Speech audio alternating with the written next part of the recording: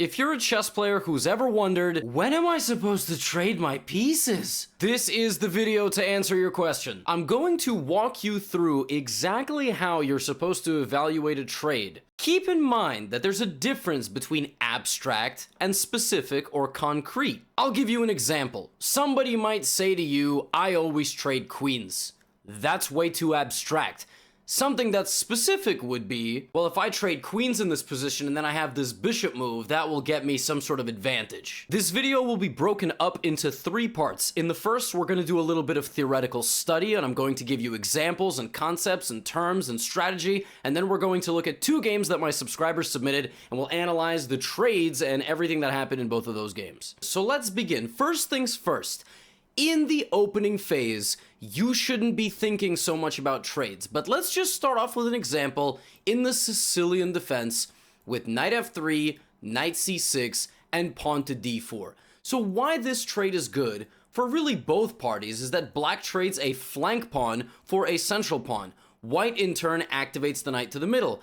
But it's well known that the knight trade is bad for black. Why is that? Well, you've activated white's queen and you don't actually have a way to get it out of the center anymore. Normally, you have this knight move. So here, what this is considered is helping the other side develop. You've helped me develop, you've gotten nothing for it, and now white just gets free-flowing development.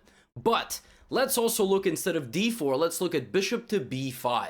This is known as the Rossolimo Sicilian, and after g6, bishop takes knight, you might say, okay, well, why is this trade good or bad? Now, here's the thing. Bishop for knight trade generally is not recommended. I would basically advise you to keep your bishops on the board if you can, unless you have a specific reason you would do that. But since you've traded your light-squared bishop, the person who has 2 bishops, in this case black, wants to open up the position because the bishops are long-range pieces. And white in this position usually plays d3 and then plays h3. Why? Because you've traded off your light squared bishop already, right? So you replace your light squares with pawns and you counteract the movement of the bishop on c8 so it cannot go here or here. So this bishop oftentimes gets stuck. And black will normally play a move like e5 to try to take some central space, defended by the bishop, and so on and so forth. Now here is an example of a game that I saw a subscriber play a while back. This was in the Guess the Elo series. It began with a King's Indian defense, and white played knight f3. There was some normal play. I think black played e5, which is the standard main line, d5, and then black played like here, and white went bishop g5, h6, bishop f6. Now, you just saw that first example, right? So talk to me. Do you think that this trade is good? The answer is no. The answer is not really. Why? Because you've traded off your dark squared bishop for seemingly no reason. And all your pawns are already on light squares. So you have a light squared bishop stuck behind light squared pawns. And as this game went on, black knows that with the 2 bishops, they need to activate their pieces, right? So they went back. f5 was played next. And then they just pawn stormed and they completely destroyed the other player. So this is how you have to think about bishop for knight trade. You need to have a tangible reason and a good reason to do it. And then if you do it, you need to be able to adjust the pawn structure accordingly and not open the position up in a bad manner for yourself. Now in this example, which is obviously pretty exaggerated because I don't think you'd ever reach a position where there's no kings on the board, but the lesson is all the same. White wants to go here, and the knight is covering. And if you go bishop here and then trade and put your knight on d5, you will get what's called an outpost. Your knight will live on this square and not be targeted by the bishop because it cannot fight for the d5 square, right? So there are instances the bishop for the knight trade is completely fine, but you need to be ready to adjust. That's all I'm saying. Now, one more point.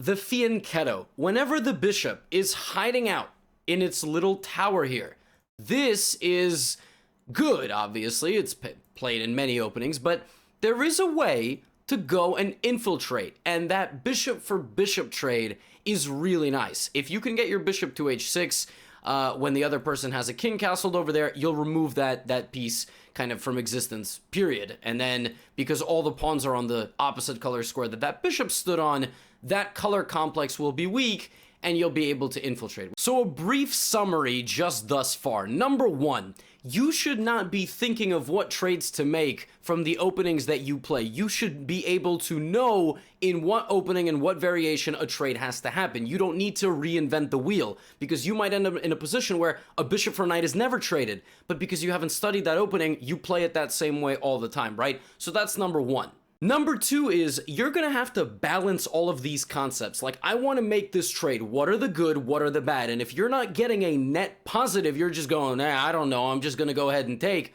Don't do it. Stop doing it. Stop saying things like, I always trade here. No, no, no, no, no. Chess is not like that, as I say many, many times. Chess is not so abstract. The move is either good or it's bad. Give me the reasons. Make a decision. Now I want to look at 2 games from start to finish and incorporate some more advanced concepts that I might not be able to cover so easily in examples that are just kind of like one-off. Okay, so we're going to take a look at a French subscriber game, and my subscriber played with the black pieces. It was a Sicilian, bishop c4, not a very accurate move, by the way, against the Sicilian. e6 is the best, and exactly why.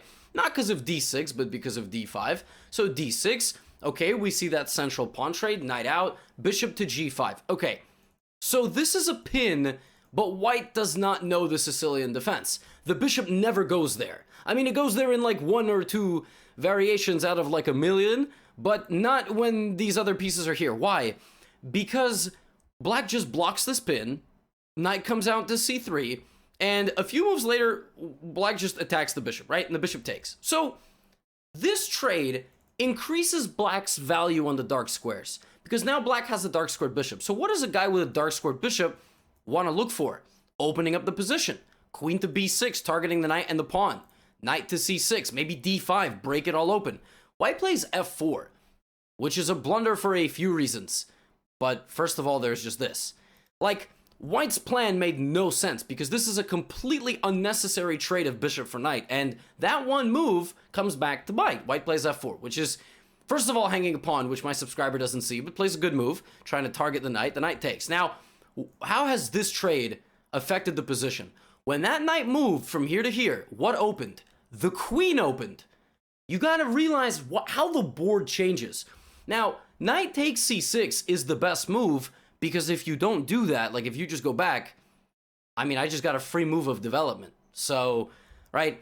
And if you're lacking space, like black kinda is, black needs to fight in the center with pawns. So that trade transformed the structure and gave me more central pawn control. And one last thing this trade did, pay attention, take. What else has changed? This is open, and the B file is open. Very subtle change. g4, white is just go, I mean, bishop takes pawn, by the way, is just still there, and here black plays this move, which, I mean, I almost wanted to fly to France and, you know, smack the guy on the head for playing this move. Your logic for playing this move is, I doubled his pawns. Wait, excuse me, you are the only guy on the board with the dark squared bishop. Were you really that worried about g5? Like, if g5 happens, I get it, but that's just a free pawn. And maybe you want to say, well, I don't want to open his rook. Okay, but the board doesn't care what you want. The best move is going to be the best move. You either strike in the center, or you take the free pawn. This is no good. But there is now a weakness, so let's go after it. Or that, okay, d5, right? Bishop back to d3. And now, is this trade good or bad for black? Queens open up. I mean, I don't know. It's very tough to say. Queen could go here and hit both pawns. You're not going to win them because white can guard both. But, you know, I like that black plays c5. Black is trying to take a little bit of space. Now, e5. White doesn't take. Is this trade good for white? No, it's terrible. This is a terrible trade for white because white just activates one of black's pieces. You see what I'm saying? That's how you have to think about it. That's not a good trade. So black goes here. Now the bishop moves. Queen a5, queen d4, guarding this. And all of a sudden, white has some advantage. Now g5. Now, okay, another good moment. Should you take? Okay, that looks a little bit scary. But to be honest, what are your choices? Your choices in a pawn trade are take, ignore, push. If you ignore, I'm taking you. If you push, I take you anyway. So it's a very difficult decision. As long as there is no threat. Are you getting mated? No. Okay, great. I can play a move. But now white should use the transformation of this position to go queen e3, queen h3, and white castles kingside, which I don't understand at all. I mean, you have to use how the position transforms when trades happen. You have to notice what opens, what closes, right? Now, castles, queen c5. Is this a smart queen trade? This is a very difficult question because you say my queen's passive and this queen is very active. Really? What does activity mean? Activity means that your presence is felt. Can you really feel this queen's presence? Really? If it went that way, yeah, but now the rook's not there anymore. This queen's kind of boxed in by pawns. It's desperately clinging on to this. Right now, the best move is probably rook b8, rook b2. But having said that, what is black going to do with their queen, right? So it's a difficult decision, and it's not always such an easy answer. I'd love to be like, yes, every single time queen c5. So the golden rule is that when you are attacking a player, you want to trade less pieces. That's what you want to do, okay? You want to trade a little bit less. But if you're under attack, you'd like to trade a little bit more. Keep that in mind for the next game, right? So we get this. Now, a5. So now what? Who wants a bishop trade? Who wants a rook trade? Well, in all endgames, one player is going to end up with some weaknesses, right? Great, rook b1. Now, do not take the rook on the same file like this unless there is a good reason. And in this case, black chooses not to. Because the thing is, you surrender control of the file if you do this. In this case, you actually can play rook takes a5. But even with that, I'm getting in. So you don't want to take the rook like this. You want to double up, force them to make a decision. And now they play rook a1. Now they're very passive. At this point, since this rook is stuck guarding your pawn, it's time to start bringing the king. It's the endgame. Maybe trade a pawn on d4 to infiltrate. Rook b2, bishop d1. Okay, very nice. Do you see this key move, f6? Realizing that even with the loss of a pawn for a move, what's going to happen is that I go king f7. White is in such a state of paralysis that I get to activate. Now here, I think I like king f5. e5 is also a reasonable move. And now that the rook has completely left, I guess you can just go for this pawn or that way. And good trade. I like this trade, making sure the king can't get closer. And maybe now we rotate, we wrap around and we go this way. But of course, both players get low on time. And I think a little bit later, black... Oh, you see this bishop trade? Yes, this bishop trade. Black trades bishops and gets it into a rook endgame. And now, now it's time for a rook endgame and so on. But the key moment was early on. These random bishop for knight swaps that people do. I hate this. Stop doing this. It has to make sense. Like, if I edit this position right now to something like this, like, no joke, like let's say this is the position. I've basically transformed the structure so that, more pawns for white are on dark squares. And this position's not so bad for white. There's a lot more dark squared stability for that dark squared bishop. But still, stop.